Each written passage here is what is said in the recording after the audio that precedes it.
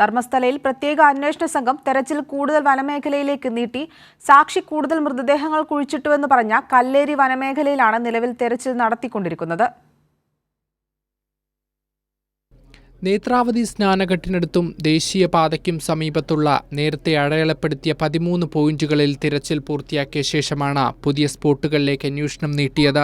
കല്ലേരി വനമേഖലയിൽ മൃതദേഹാവശിഷ്ടങ്ങൾ കണ്ടെത്താനായി ശനിയാഴ്ച കുഴിച്ചു പരിശോധന നടത്തി.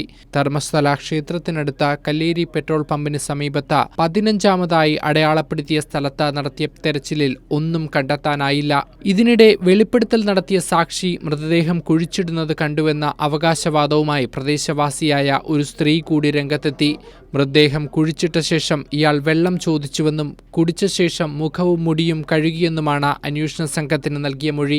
എന്നാൽ സംസ്കരിച്ച സ്ഥലം ഏതാണെന്ന് കൃത്യമായി ഓർമ്മയില്ലെന്നും മൊഴിയിലുണ്ട്. ഇതിനു മുമ്പ് 6 പേർ സമാനമായ അവകാശവാദവുമായി എത്തിയിരുന്നു.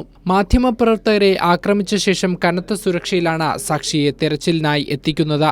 സാക്ഷിയെ അന്വേഷണ സംഘം കസ്റ്റഡിയിലെടുക്കണമെന്നാവശ്യപ്പെട്ട് ചിലർ SITയെ സമീപിച്ചിരുന്നു. എന്നാൽ നിയമപ്രശ്നങ്ങൾ ചൂണ്ടിക്കാട്ടി അന്വേഷണ സംഘം ഇത് അംഗീകരിച്ചിട്ടില്ല. കൈരളി ന്യൂസ്, ധർമ്മസ്ഥല.